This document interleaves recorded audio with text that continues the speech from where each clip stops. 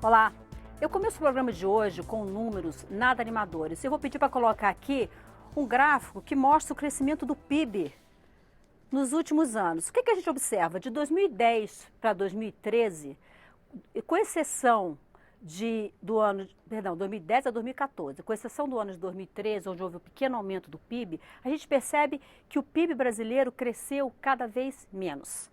2015 e 2016 foram 2 anos de recessão, queda de 3,5% e queda de 3,3%. 2017 e 2018, um pequeno crescimento de 1,1%. E eu tenho aqui para 2019 e 2020 as projeções feitas no Banco Central a partir de dados recolhidos no mercado e é o relatório Focus, que foi publicado ontem, dia 9 de setembro, que mostra uma projeção de crescimento em 2019 de 0,9%, 0,9%, e 2020 de 2,1%.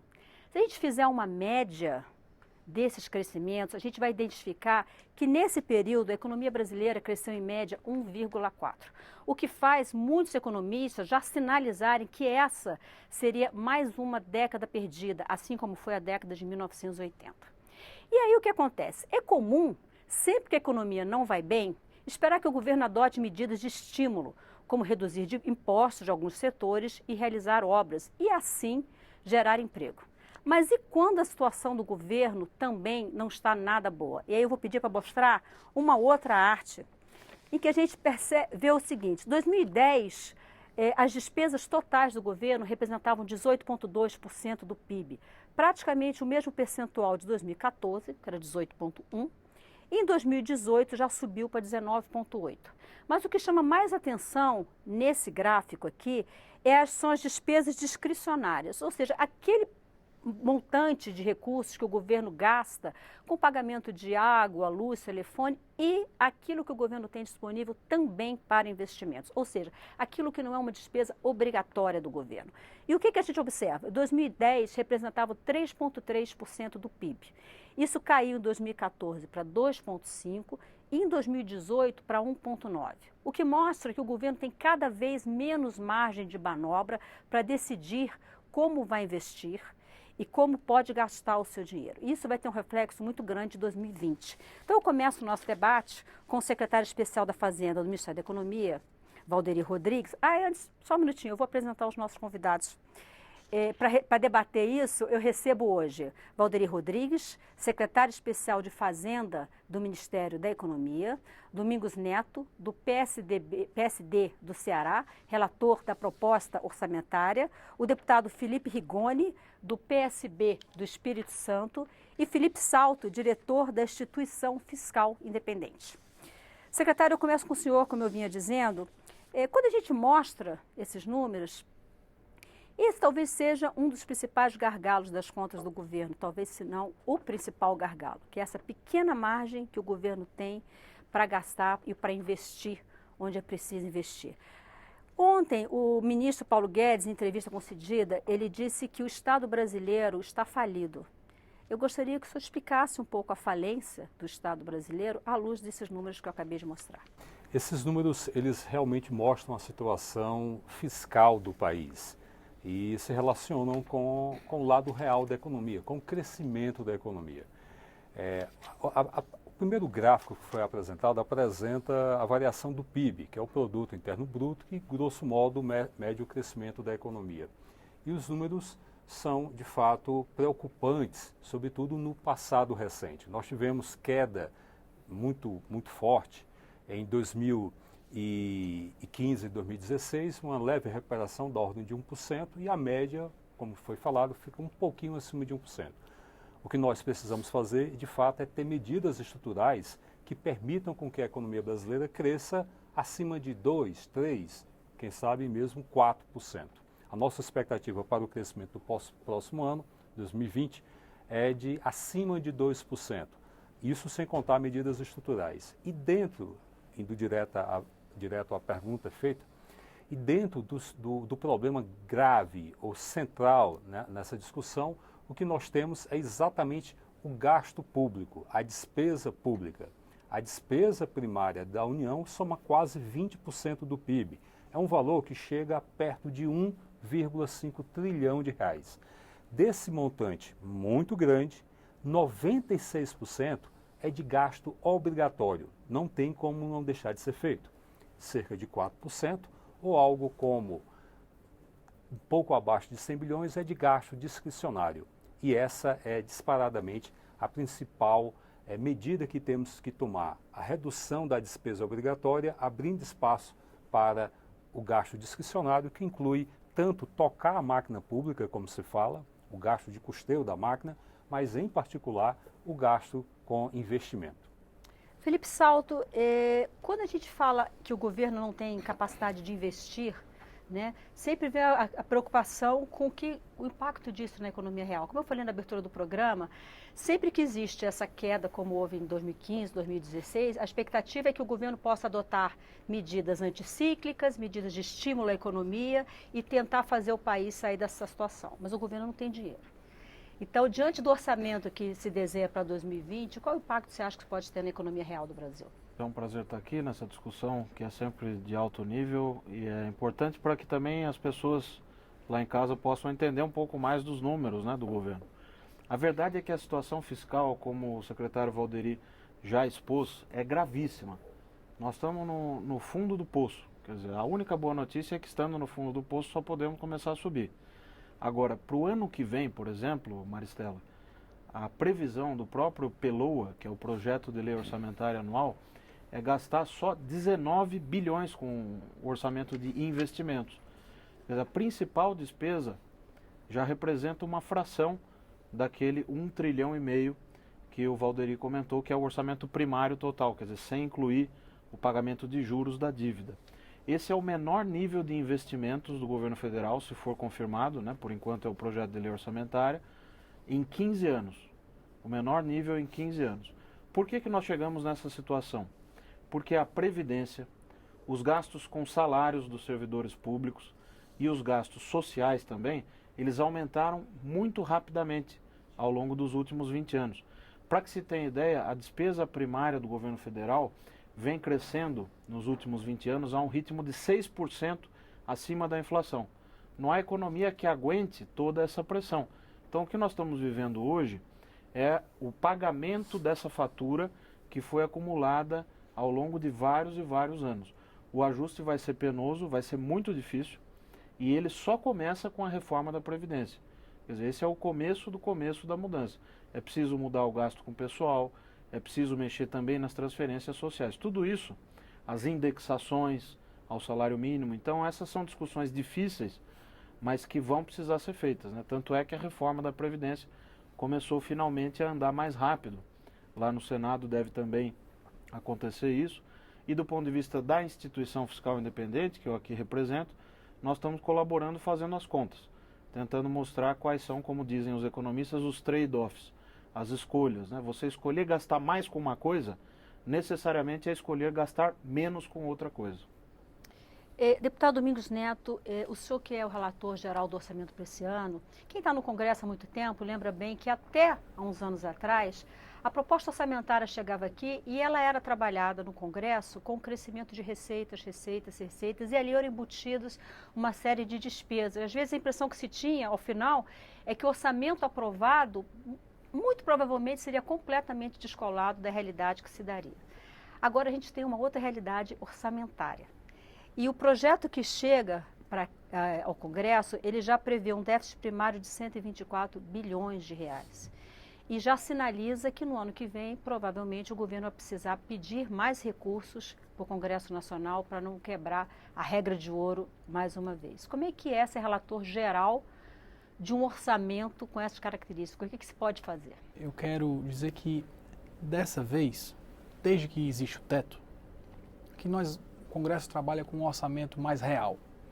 Antes da existência da PEC do teto, como a Maristela aqui falou, para o telespectador entender, existia um relator dentro da comissão responsável por estimar as receitas do país. Então, recorrentemente, se superestimava a receita para se ter uma capacidade orçamentária de se movimentar ainda mais despesas. Com o teto, isso deixa de existir. É por isso que o gasto da despesa discricionária, a despesa obrigatória, isso é uma discussão que tem que ser uma discussão muito direta porque mesmo com o aumento de receita que o país teve do ano passado para cá, mas com o aumento da despesa crescendo a níveis galopantes, a cada ano que passa, passado o teto, o percentual das despesas discricionárias do governo vem cada vez ficando menor. Esse ano, por exemplo, chegou à ordem de 89 bilhões.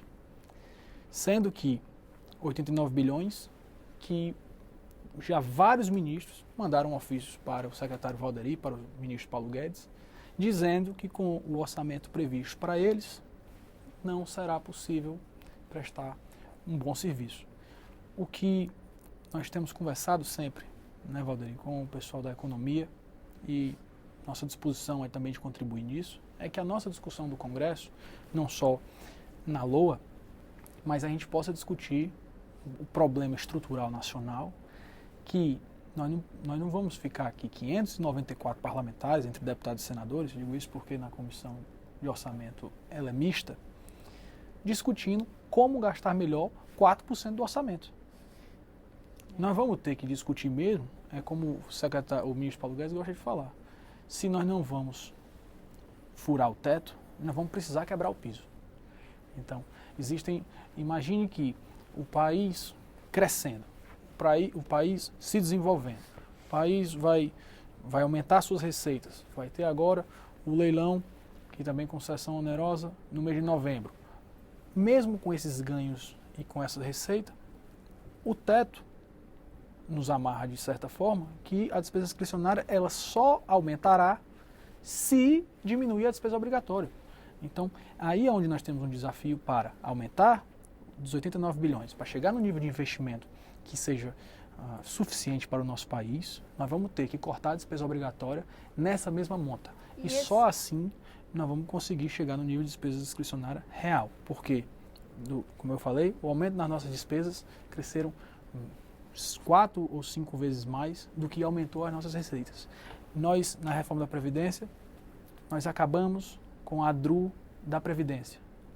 Isso por si, o governo já teve que criar um fundo de 125 bilhões, que isso vai aumentar também o nosso endividamento. E para fechar a regra de ouro, para conseguir chegar a esse nível de investimento, o governo pede autorização ao Congresso de 367 bilhões. Então, só para resumir a sua pergunta, só tem um jeito da gente discutir com que o orçamento possa prestar um melhor serviço. Além da gente discutir como gastar melhor os 4%, é todos entendermos que é uma construção nacional, não é um problema de governo, é um problema de Estado, é um problema onde o Congresso tem que atuar em como diminuir as nossas despesas obrigatórias.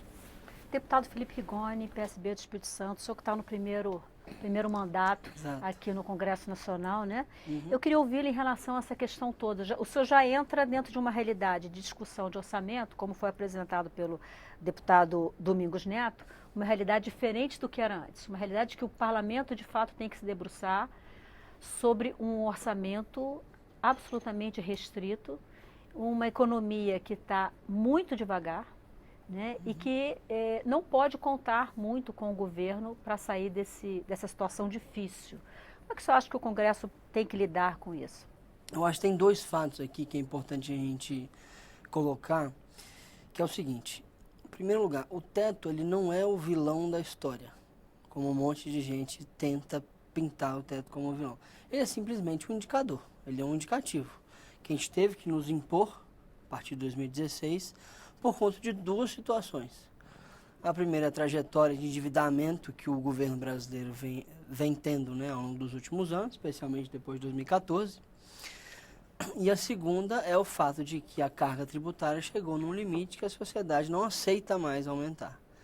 Então, por um lado, você não aumenta mais receita, do outro lado, você tem uma despesa que está muito comprometida com gastos obrigatórios e uma dívida que só aumenta. Então, a única solução não é você aumentar os gastos do governo para endividar cada vez mais. A única solução é, como disse o deputado Domingos Neto, é você quebrar o piso, é você reduzir os gastos obrigatórios. Por isso que eu, quando tomei conhecimento e comecei a estudar muito a PEC 438, que é a PEC que eu vou ser relator, que lida com gastos obrigatórios, a gente começou a ver quais são, de fato, as ferramentas à nossa disposição para, se não reduzir, no mínimo, frear os crescimentos dos gastos obrigatórios. Porque, veja, desde 2016 até hoje, os gastos obrigatórios cresceram 200 bilhões de reais. E para o ano que vem vão aumentar mais de 50 de novo. Então, assim, não há como manter um Estado funcional com gastos obrigatórios que crescem tão rápido. Agora, esses gastos obrigatórios, eles são aprovados pelo Congresso Nacional, né? Exatamente. Na tentativa de fazer com que determinadas áreas, que entendidas pelos parlamentares como áreas prioritárias, tenham recursos garantidos. Educação, saúde, né? Você acha que existe espaço dentro do Congresso para discutir gastos obrigatórios? Veja, você tem uma série de coisas que não necessariamente estão nesse rol que você falou, que é de educação e saúde, que também são gastos obrigatórios, mas que podem ser discutidas. Por exemplo, você tem um gasto com funcionalismo público muito grande, né? Passa de 300 e poucos bilhões de reais. Você tem hoje no Brasil 260 fundos, né, que são vinculados, ou seja, são receitas vinculadas, que dão quase 300 bilhões de reais e, infelizmente, eles ficam parados, esse dinheiro fica parado no cofre do Tesouro. Por quê? Porque não pode ser gasto, está contingenciado e é vinculado, você não pode gastar com outra coisa.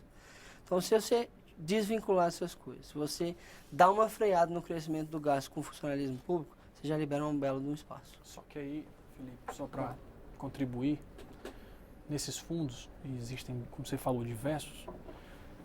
Esse ano mesmo, eu conversei semana passada com o secretário Valderi, nós vamos ter um volume de recursos nesses fundos não executados. Exato. Mas que mesmo que a gente pudesse, que são os recursos que a gente chama de empossados, utilizar esses recursos, como eles entram na despesa corrente, eles também esbarram no teto. Exato. Então é uma receita que, mesmo que a gente trouxesse para dentro do orçamento, para o ponto de vista de investimento nas despesas discricionárias, isso não tem efeito algum. Porque a nossa amarração de bloqueio não é apenas da receita. A receita é para a saúde financeira do governo. Mas nós, efetivamente, com o teto, nós só temos um único caminho de se aumentar despesa discricionária, que para o telespectador entender, é o recurso para construir uma escola, para fazer uma estrada, para poder fazer um programa social. São despesas discricionárias, são despesas onde o governo vai decidir onde botar. Só vamos conseguir aumentar isso pelo teto em diminuindo despesa obrigatória. Exato. E mais nada.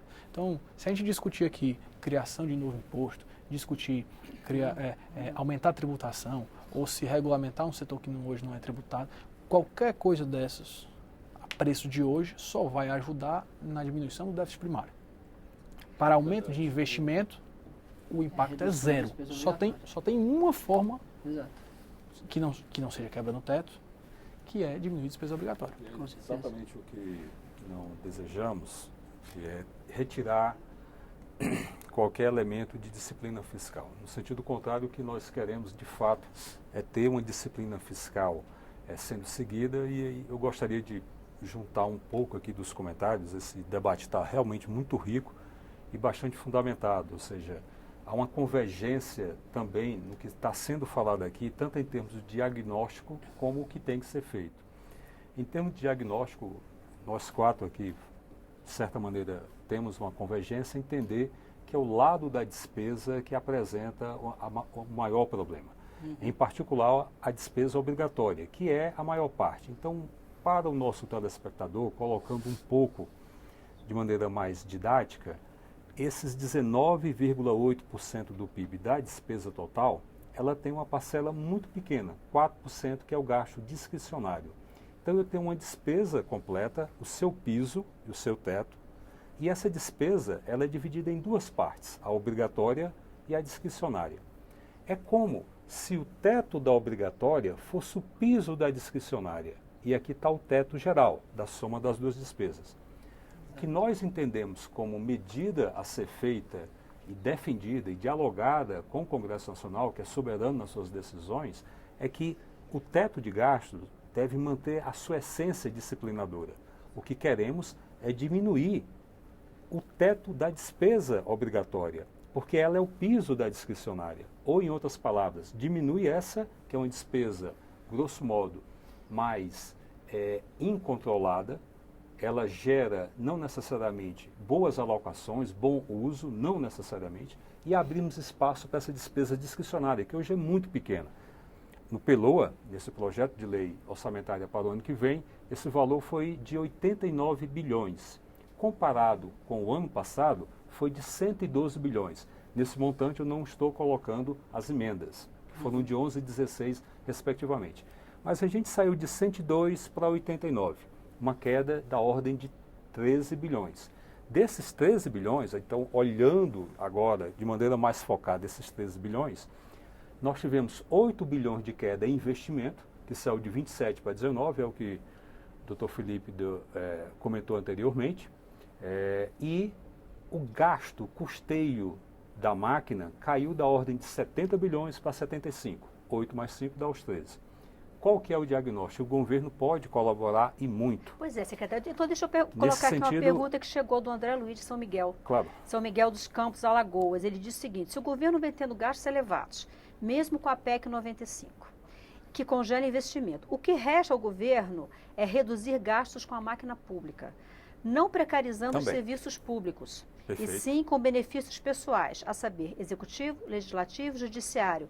Ele pergunta objetivamente, existe alguma proposta do governo para isso? Existem inúmeras propostas, é exatamente esse meu ponto, Maristela, que eu estava iniciando a fala.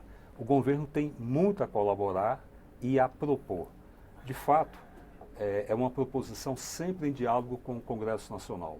Os dois deputados aqui presentes, Felipe Rigoni e o deputado Domingos Neto, nós temos diálogos muito frequentes e com bastante convergência na análise, o que nos coloca numa posição de que o Brasil tem uma boa perspectiva de resolvermos esse imbróglio, essa dificuldade fiscal. Há 6 anos nós temos o que se chama de déficit primário. Isso nunca ocorreu ao longo da história, pelo menos na época da República, ou desde quando se tem dados comparáveis com isso. E pelo PELOA, correspondente ao chamado PLDO, que é a Lei de Diretrizes Orçamentárias, nós teremos uma perspectiva de mais 3 anos de déficit à frente, com 9 anos de déficit. Temos que resolver urgentemente essas despesas discricionárias serem aumentadas. A redução da despesa obrigatória pode ser feita, e já está sendo feita, em particular com a medida ligada à nova Previdência. O gasto previdenciário, benefício previdenciário esse ano, deve ser da ordem de 630 bilhões de reais. Ano que vem a estimativa é de 680, cresce 50 bilhões. Portanto, esse gasto tem que ser, de fato, minimizado. Se me permitirem, numa abordagem relativamente didática para o nosso telespectador, para o brasileiro e brasileira que nos assiste e precisa entender o problema que estamos passando e a forma transparente e conservadora com que o governo tem atuado no sentido de reduzir o déficit e passarmos a ter um campo de superávit das contas públicas, não necessariamente superávit primário, mas em outro conceito que chamamos conceito nominal, que se refere a fluxo financeiro, mas colocando de uma maneira direta, o que se fez desde a época da transição foi o governo analisar, o ministro Paulo Guedes, a equipe que com ele trabalha e o governo como um todo, fazer um espectro, uma análise, um mapa das despesas chamadas primárias, não financeiras, das despesas financeiras, das receitas, tanto primárias quanto financeiras. E quando se olha esses 4 blocos, o primeiro bloco que acende a luz vermelha é exatamente a Previdência. Daí a PEC 06, a nova Previdência. O outro grande gasto é financeiro, são os gastos dos juros da dívida, os juros nominais da dívida pública, um valor muito alto. Tem que ser reduzido também. Terceiro grande gasto, já foi comentado aqui, também pelo Felipe Salto, o gasto com pessoal. Tanto o gasto direto quanto o custeio da máquina, mas em particular o pessoal tem que ser atacado. Então o governo, numa situação de estresse fiscal, é uma oportunidade que temos para resolver esse problema. E grosso modo, existem 3 palavras que podem possibilitar com que o nosso orçamento seja mais realista, como o deputado Domingos Neto colocou aqui. Os orçamentos agora são mais realistas, em particular a partir do chamado teto de gasto. Tem 3 palavras. O orçamento tem que ser desindexado, ele tem que ser desvinculado e tem que haver também uma desobrigação. Há uma alta rigidez no orçamento.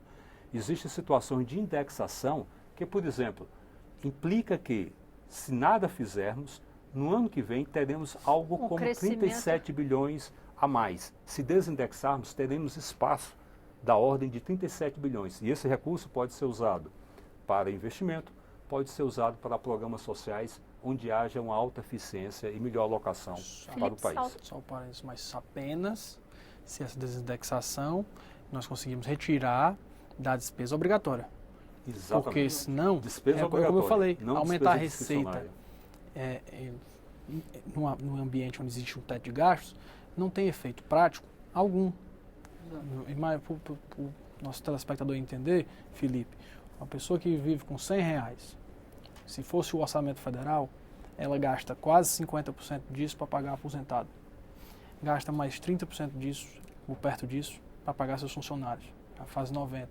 O resto vem nas obrigações, que existem esses fundos, que é o que ele está falando em desvincular, mas não, imagine que você desvincular, se não for uma desindexação que vai reduzir a despesa obrigatória, para efeito de aumento do investimento público, o resultado prático é zero, porque existe o teto.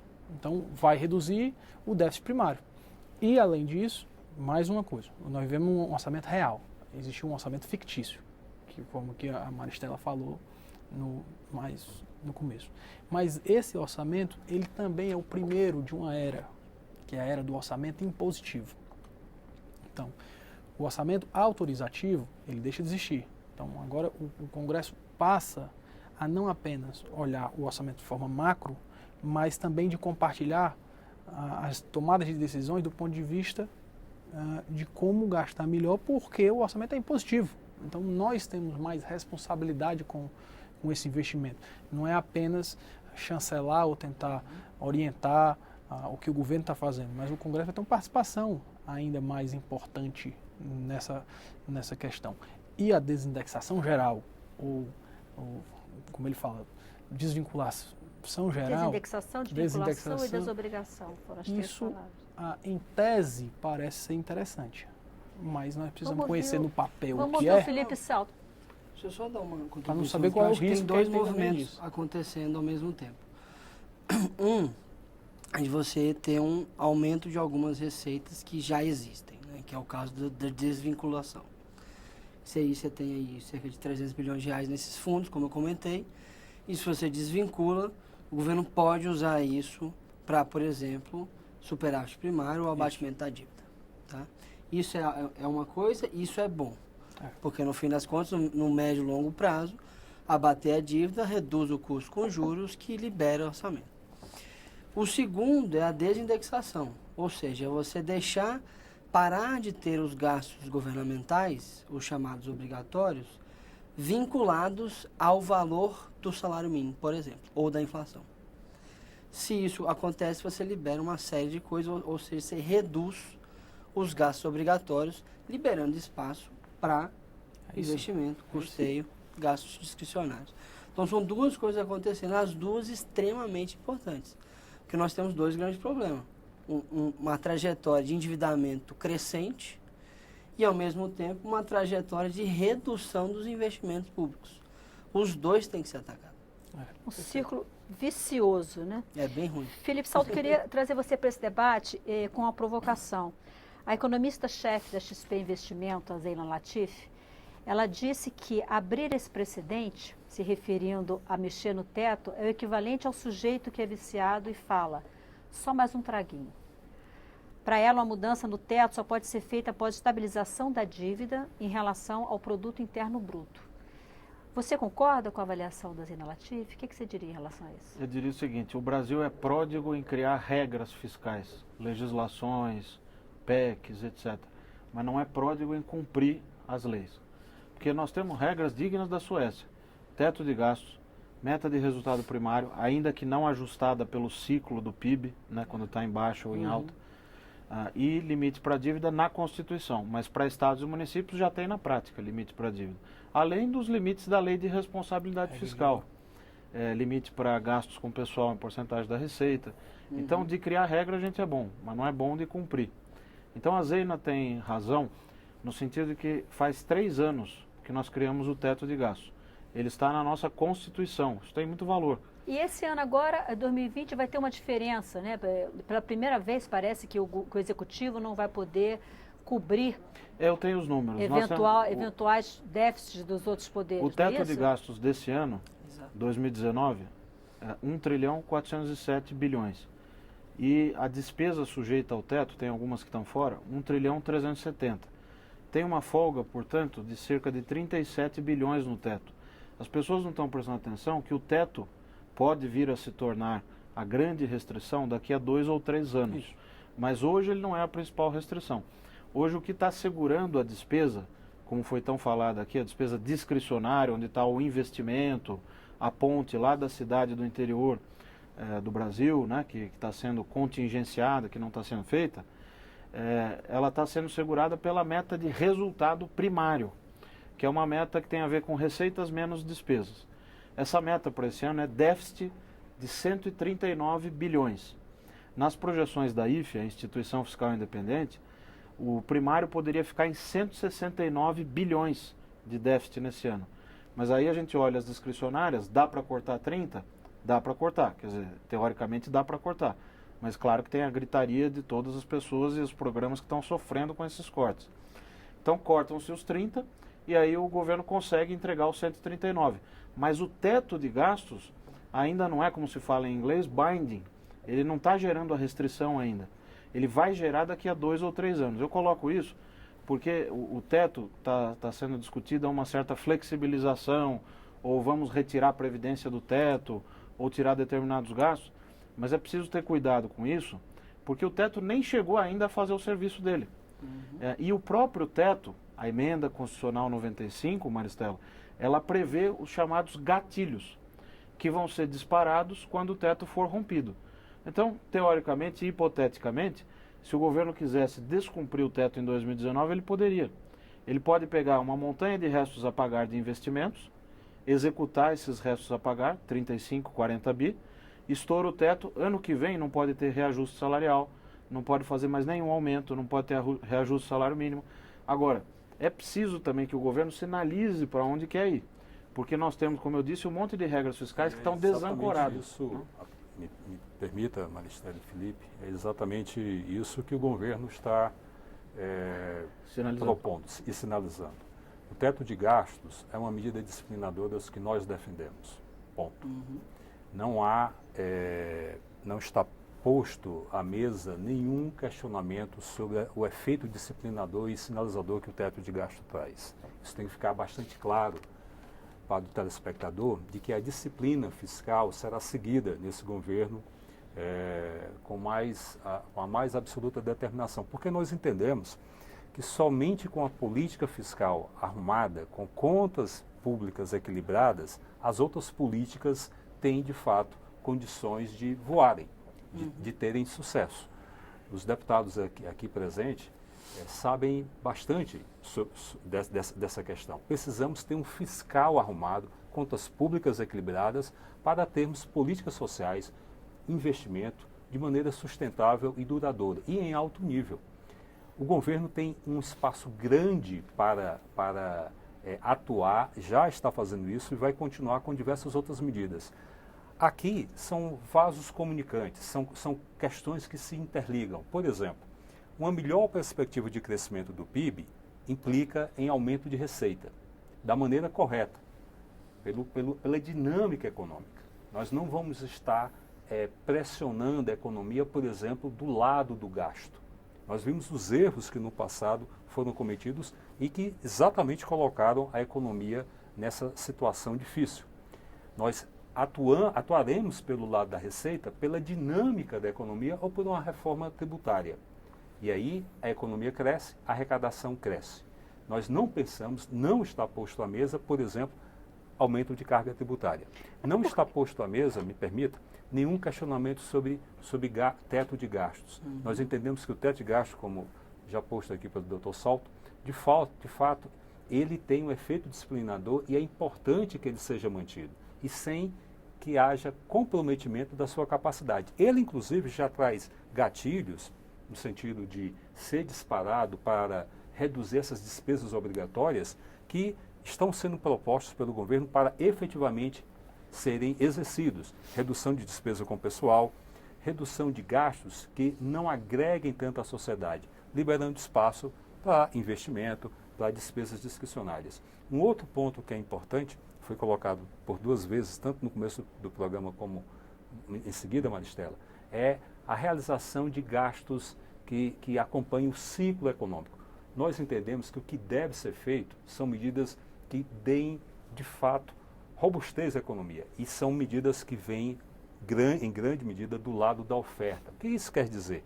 É melhorar a produtividade da economia, é melhorar a maneira como o dinheiro é alocado, é reduzir custos de produção, é melhorar a logística, sobretudo com o investimento privado.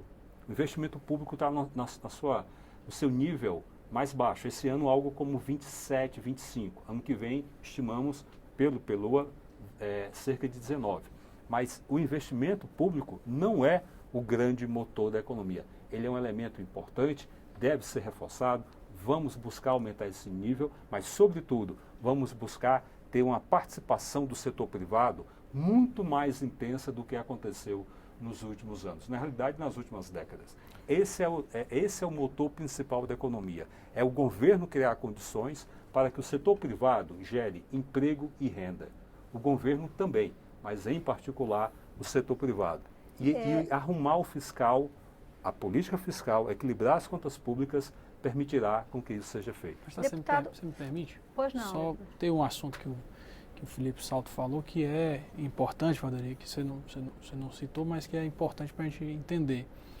Realmente, com um ambiente de teto de gastos, o poder ter o limite de investimento no teto e ter o teto como limitador é fundamental. Se você traz para o limitador ser a meta de déficit primário, acaba que você, no caso atual, você pode trazer uma limitação ainda maior.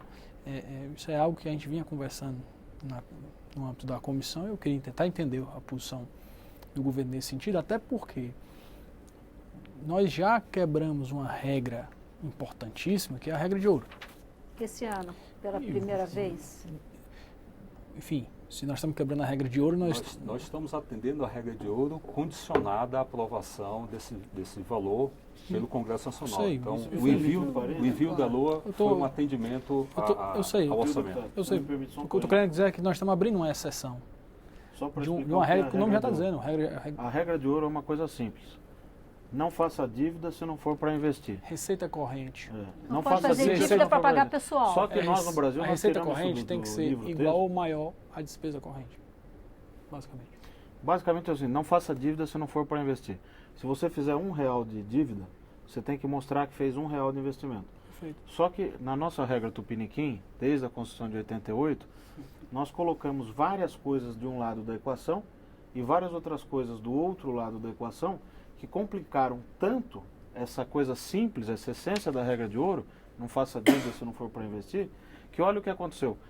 A despesa de investimento, os investimentos, eles despencaram e a dívida pública aumentou rapidamente. Era justamente o oposto do que buscava a regra de ouro. Então, volto ao meu ponto, quer dizer, nós somos bons de criar regra, mas a gente não consegue cumprir. Por quê? Porque a essência da responsabilidade fiscal ainda não está espalhada na sociedade. As pessoas não enxergam como cortar gastos e ser responsável fiscalmente pode gerar mais crescimento. Esse é um desafio não só do governo, mas dos economistas, né? De explicar como é que vem a prosperidade a partir da austeridade. Deixa eu só fazer o link do que eu estava falando da regra de ouro com a sua intervenção anterior de ter a meta como limitador. Se nós já estamos abrindo a regra de...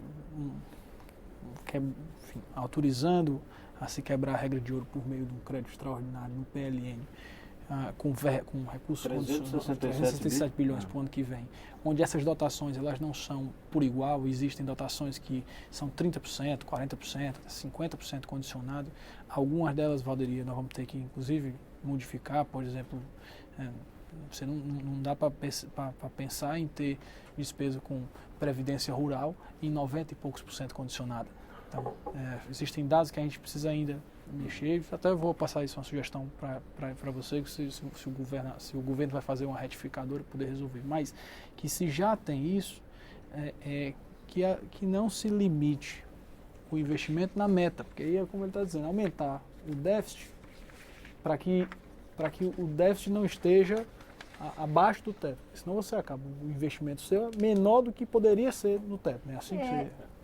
Eu queria ouvir o deputado Felipe Rigoni em relação ao ponto. Deputado, a gente está falando muito aqui de teto, de gatilhos, acionar gatilhos. O senhor vai ser relator de uma proposta de emenda à Constituição, a 438, que está na CCJ. Foi votada hoje na CCJ ou ainda não? Não, Ainda não. Deve ser Então, votado semana que vem. está aguardando a admissibilidade na CCJ para ser formada uma comissão especial. E essa PEC, ela trata exatamente dessas questões dos Exato. gatilhos. Eu queria ouvi-lo um pouco em relação a essa PEC. Qual é a ideia? Bom, é como eu estava dizendo antes, assim, o que a gente precisa fazer? Visto o problema emergencial que a gente vive, a gente precisa de, na minha opinião, dois grandes fatores.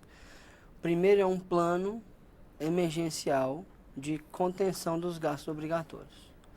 Justamente como a gente estava falando aqui. Se a gente freia o crescimento dos gastos obrigatórios ou reduz a quantidade deles, abre-se um espaço no orçamento para você ter investimento público e até custeio da máquina pública, que também está sendo reduzido. Uma outra grande coisa que precisa acontecer é para o longo prazo, é para depois que o teto terminar, em 2026, nós precisamos reharmonizar nossas regras fiscais. Como o Felipe Salto estava falando aqui, a gente é muito bom em criar regra, tem um monte, seriam super boas se a gente executasse, mas ao mesmo tempo a gente criou uma complexidade de regras tão grande que ninguém consegue executar. Então a gente precisa de fato de regras mais simples, indicadores muito simples de serem calculados e comunicados para a sociedade, para você ter uma regra fiscal um pouco mais harmonizada. Mas no curtíssimo prazo, como eu estava dizendo, você precisa o quê? É desindexar, basicamente. É você permitir algumas medidas que sim são duras, mas que se feitas temporariamente vão conseguir abrir esse espaço. Por exemplo, a redução da jornada do servidor público com a adequação da remuneração. Temporariamente, isso pode abrir um belo de um espaço fiscal para investimento. Recentemente isso foi julgado Exato. inconstitucional pelo Supremo. Só acho que isso estando na Constituição se torna viável ou cai dentro daqueles princípios, alguns que o Supremo, mesmo estando escrito na carta, o Supremo entenda que não é constitucional? Não, estando na Constituição, a gente acha que é super viável acontecer. Inclusive, fizemos alguns estudos em cima disso. Eu tenho recebido aqui, deputado, eu recebi aqui vários comentários de servidores públicos, com certeza, que dizem, Erivan Fernandes de Natal diz, eu gostaria de saber se o servidor público que sempre vai ter o salário reduzido para aplicação do teto, mais uma vez. E ele diz, acabar com o funcionalismo público vai eliminar o crescimento dos gastos? Se pensa em diminuir gasto com o pessoal, significa que o preceito constitucional que prevê reajuste anual dos servidores será descumprido? Então, assim, os servidores que estão participando aqui, eles estão muito preocupados. A impressão que eu tenho é que o sentimento que tem esses servidores é que sempre que se pensa nesses ajustes, se pensa em reajustar e mexer nos servidores públicos. Bom, é porque você vai mexer aonde se não for nos dois grandes gastos que são a Previdência e o funcionalismo público. São os dois maiores gastos do governo, já ocupa 80%, né? Quase isso, Sim. de todo o orçamento federal. Se você não mexer nisso, não adianta, não vai mexer em mais nada. Então, assim, de fato, a gente precisa ter um plano emergencial. Obviamente, temporário, você não pode ser nada para sempre, etc., mas que vai ser amargo no começo, para que a gente tenha algum espaço liberado para conseguir investir na ponte, na escola, nas políticas sociais, etc. Porque daqui a um dia não vai ter dinheiro para isso também. Pois não, Complementar por só não, o que o Felipe. deputado Rigoni falou. Na verdade, o paciente ele está na UTI ainda. O Brasil ainda está, a economia brasileira ainda está na UTI. E para tratar esse paciente, a gente vai precisar de uma série de terapias. Não é só uma bala de prata que vai resolver. Então, o telespectador, o internauta está perguntando, mas de novo o servidor vai pagar a conta? Na verdade, é preciso que a gente comece a pensar várias soluções combinadas.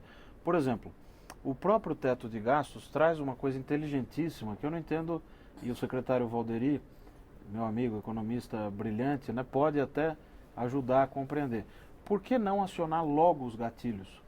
Porque os gatilhos que estão na Constituição... Enquanto ainda não se chegou ao teto. Sim, porque Reclama-se tanto, mas o investimento, olha as bolsas do CNPq, olha isso, olha aquilo. Então, vamos executar restos a pagar de 40 bilhões. A hora que você fizer isso, rompe-se o teto. Ao romper o teto, os gatilhos vão ser acionados. Ano que vem não tem mais reajuste salarial. Você vai ter que tomar medidas para combater o extra-teto. Porque é bom que a gente diga, servidores da alta burocracia do Judiciário, Ministério Público, recebem acima do teto remuneratório. Enquanto o telespectador que está nos ouvindo recebe R$1.000 se tiver empregado, né, no salário mínimo. Então isso é uma discrepância que precisa ser corrigida, né? Não vai mudar da noite para o dia e não adianta ir com radicalismos também. Meu ponto é, será que a gente pode aproveitar os instrumentos que já tem sem ficar criando coisa nova para encaminhar soluções? Né? Secretário, eu quero que você responda o Felipe Salto, mas quero que responda também a Lucas Bispo. Ele é de Penápolis, São Paulo. Ele diz assim, a reforma da Previdência é a panaceia para manter o teto dos gastos ou o governo, já no médio prazo, será de fazer ajustes mais austeros? Pois não. Complementando o ponto do Felipe, de fato a gente tem que trabalhar com gatilhos que já sejam exercidos agora. E o que o deputado Felipe Rigoni colocou é verdade. O remédio é amargo, a situação é dramática. Nós herdamos um problema fiscal muito grave. E estamos de forma muito determinada enfrentando os principais problemas. A reforma da Previdência, a nova Previdência, o que ela faz, de fato, é estabilizar o gasto com a Previdência, o benefício previdenciário. Na realidade, nós teremos em 2020, com a aprovação da reforma tributária, ainda um pouquinho, como se fala, à margem, um pequeno déficit na Previdência, mesmo com essa mudança bastante profunda e devida na questão previdenciária. O que nós temos que fazer é exatamente, e sempre o remédio tem no curto prazo, são medidas que geram algum esforço para ganhos futuros, e são ganhos substanciais mais à frente, que tratar os gastos que realmente têm impacto. E é despesa com pessoal, é despesa com previdência, é a máquina pública cortando onde tem a sua ineficiência, alocando para aqueles que mais precisam, reduzindo desigualdades. Você tem pessoas que ganham muito acima do teto.